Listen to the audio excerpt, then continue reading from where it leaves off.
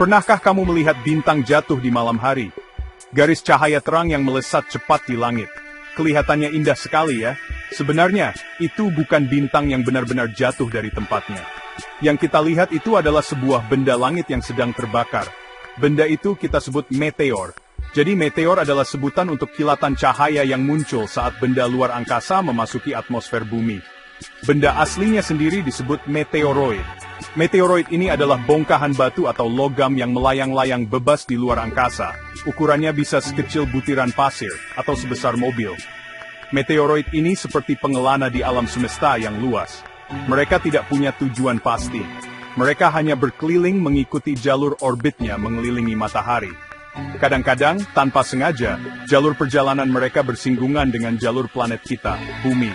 Ketika meteoroid ini terlalu dekat dengan bumi, gravitasi planet kita akan menariknya. Seperti magnet raksasa yang menarik benda logam, bumi menarik meteoroid itu ke arahnya.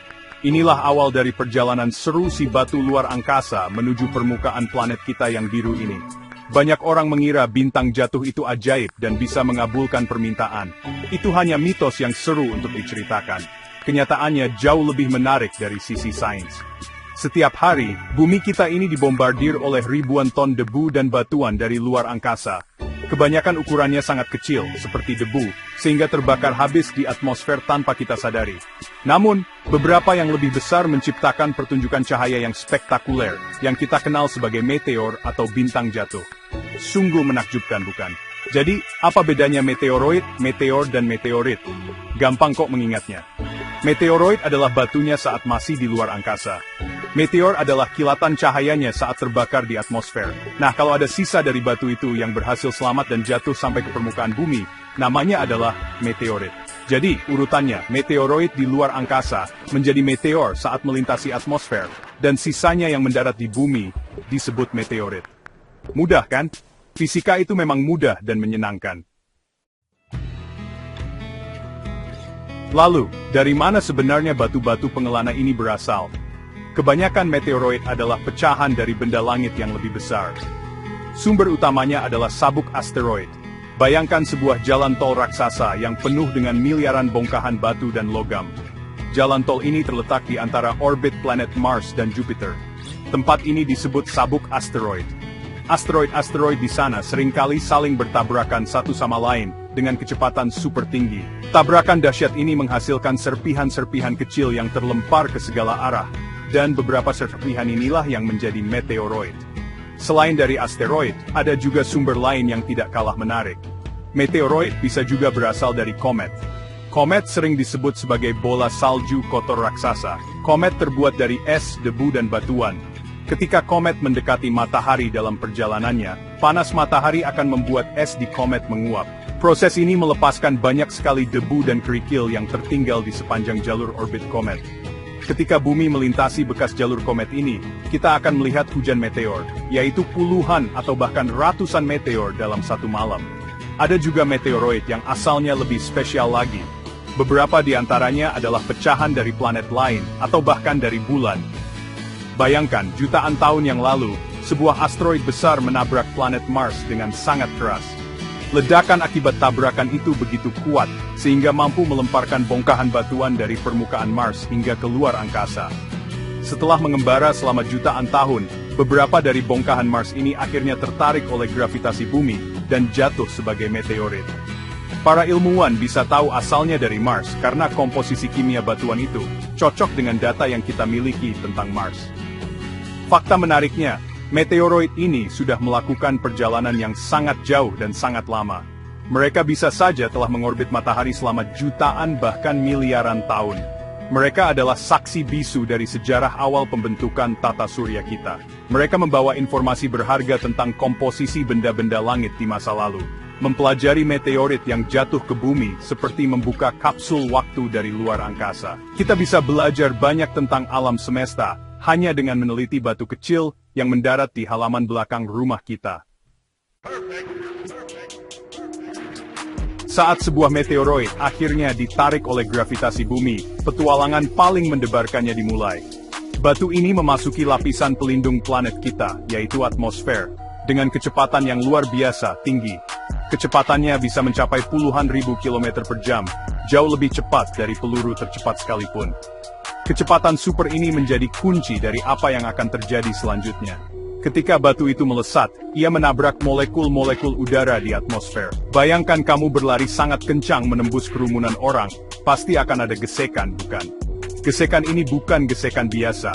Karena kecepatannya yang sangat tinggi, gesekan antara meteoroid dan udara menciptakan tekanan dan panas yang luar biasa hebat. Udara di depan meteoroid terkompresi atau tertekan dengan sangat kuat.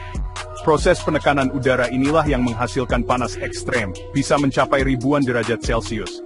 Lebih panas dari permukaan matahari. Panas inilah yang membuat permukaan batu meteoroid mulai meleleh dan berpijar. Pijaran cahaya terang inilah yang kita lihat dari bawah sebagai meteor atau bintang jatuh yang indah. Warna kilatan meteor bisa berbeda-beda loh. Warna ini bergantung pada komposisi kimia dari meteoroid itu sendiri, dan juga gas di atmosfer yang dilewatinya.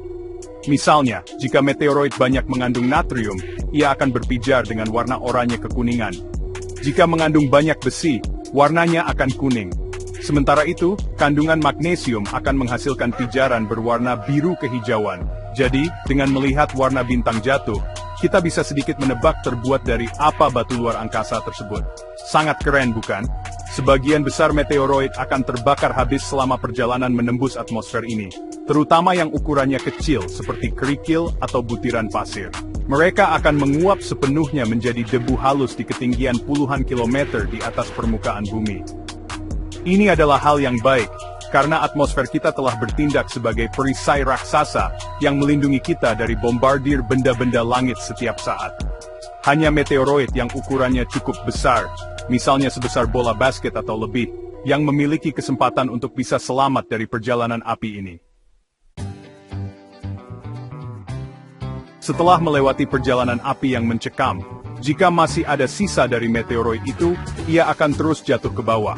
Kecepatannya akan melambat drastis karena gesekan dengan atmosfer yang semakin padat di lapisan bawah. Pada titik ini, ia sudah tidak lagi berpijar terang. Fase ini disebut penerbangan gelap atau dark flight. Batu ini jatuh seperti batu biasa yang dilempar dari tempat tinggi, hanya dipengaruhi oleh gravitasi dan hambatan udara. Karena itulah, menemukan meteorit setelah ia mendarat sangatlah sulit, karena tidak ada lagi jejak cahaya yang bisa diikuti. Ketika akhirnya mendarat di permukaan, batu ini resmi disebut meteorit. Meteorit yang baru jatuh biasanya memiliki ciri khas. Permukaannya akan terlihat hangus dan berwarna hitam atau kehitaman. Ini disebut kerak fusi, yaitu lapisan tipis batuan yang meleleh saat melewati atmosfer dan kemudian mendingin kembali. Kadang, permukaannya juga tidak rata dan memiliki lekukan-lekukan seperti bekas sidik jari yang disebut rhegmaglyphs. Lekukan ini terbentuk karena bagian-bagian tertentu dari batu meleleh dan terkikis oleh udara panas selama perjalanan. Menemukan meteorit adalah sebuah keberuntungan besar, baik bagi kolektor maupun ilmuwan. Meteorit adalah benda paling tua yang bisa kita sentuh. Usianya bisa mencapai 4,6 miliar tahun, lebih tua dari batuan manapun di bumi. Mereka adalah sisa-sisa bahan asli pembentuk matahari dan planet-planet di tata surya kita. Dengan mempelajarinya, para ilmuwan dapat membuka rahasia tentang bagaimana planet kita terbentuk, dan bahkan mencari petunjuk tentang asal-usul kehidupan. Beberapa meteorit bahkan ditemukan mengandung asam amino, yaitu balok penyusun protein yang penting bagi kehidupan. Jadi, perjalanan sebuah batu meteor dari kegelapan luar angkasa hingga mendarat di tangan kita adalah sebuah kisah yang luar biasa. Ia bermula sebagai serpihan tabrakan di sabuk asteroid, mengembara jutaan tahun, lalu melakukan perjalanan bunuh diri yang spektakuler menembus atmosfer kita.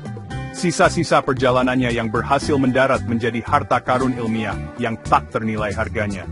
Lain kali kamu melihat bintang jatuh, ingatlah perjalanan panjang dan menakjubkan di baliknya. Siapa tahu, mungkin ada serpihan kecilnya yang sedang menuju bumi untuk menceritakan kisah.